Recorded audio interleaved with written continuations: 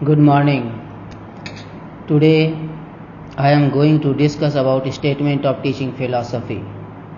For educational arena, this is not a new concept.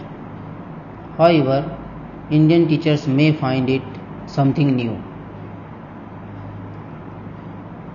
Statement of teaching philosophy is 1 or 2 page narrative about teacher and his profession and his working, his goals, aspirations, values, etc.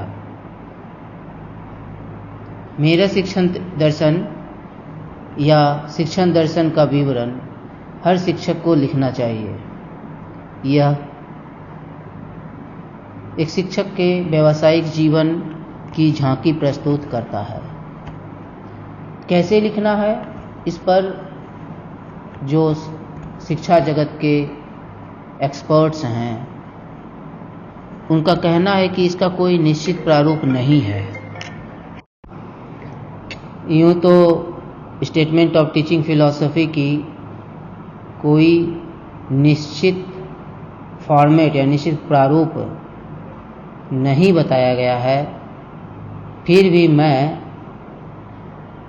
मैंने जो पढ़ाई या की है, जो research खोजा है, उसके अनुसार यह प्रारूप मैं दूसरों को बता सकता हूँ। सबसे पहले भूमिका होगी, इंट्रोडक्शन, देन अधिगम के संबंध में मेरी परिकल्पना, माय कॉन्सेप्ट ऑफ लर्निंग। उसके बाद शिक्षण के संबंध में मेरी परिकल्पना, my concept of teaching.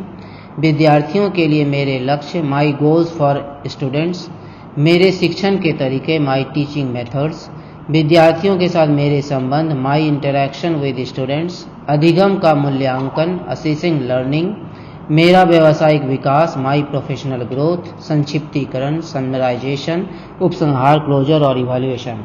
So a teacher can write her और his statement of teaching philosophy under these sub heads. एक हेड दूसरे के ऊपर नीचे किया जा सकता है, बिना हेडिंग के भी लिखा जा सकता है, just like an essay. So there is complete freedom for a teacher how the teacher wants to write her और his statement of teaching philosophy. At the outset, teacher can write introduction of self, introduction of institution where the teacher works. Teacher चाहे तो इसमें कोई educational coat डाल सकते हैं, कोई ऐसी बात लिख सकते हैं जिनमें उनको वैल्यूज़ के रूप में जिन पर विश्वास है।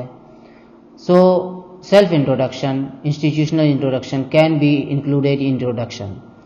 Then there is my concept of learning. After introduction, teacher can write what the teacher understands about learning.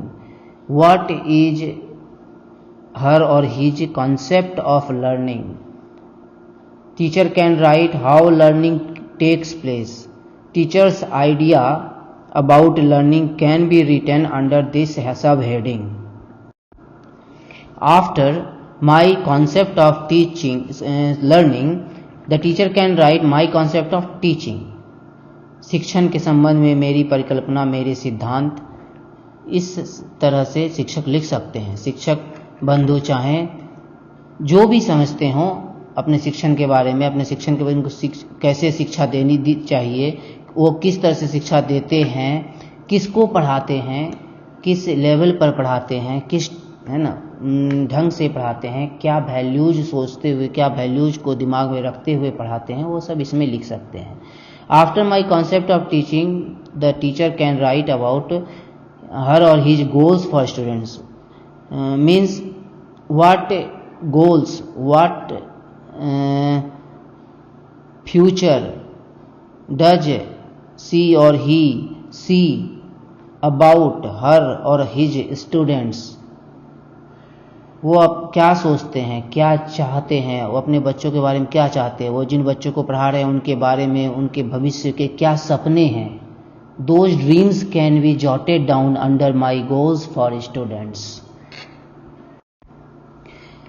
After that, teacher can write her or his teaching methods, how they teach to their students, what are the methods they follow in their classrooms, in their teaching sphere, and why. शिक्षक बंधु जिस तरीके से पढ़ाते हैं बच्चों को वो भी लिख सकते हैं, और साथ ही ये भी लिखें कि वो क्यों उस मेथड से पढ़ाते हैं, क्यों उनके नज़र में वह तरीका, वह शिक्षण पद्धति सबसे अच्छी है।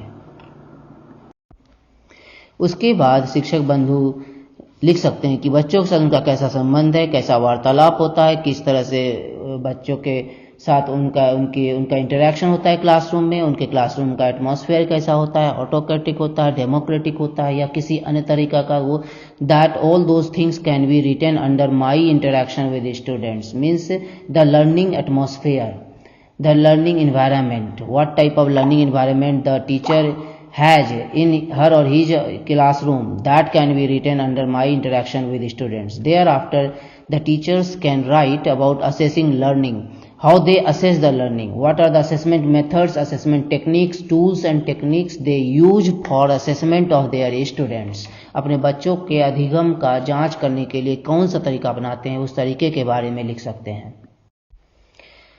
Then the teachers can write about their professional growth, what are their plans for their professional growth, कैसे वो कौन सी ट्रेनिंग, कौन सा वर्कशॉप किस तरह से अटेंड करते हैं ताकि उनका व्यावसायिक विकास हो सके। वो अपने व्यावसायिक विकास के लिए, अपने प्रोफेशनल ग्रोथ के लिए क्या क्या करते हैं, किस तरह का स्टडी करते हैं, किस तरह का वर्कशॉप अटेंड करते हैं, किस तरह की ट्रेनिंग्स करते हैं या करने का उनका विचार है भविष्य में, उन सबको इसमें लिखा जा सकता है।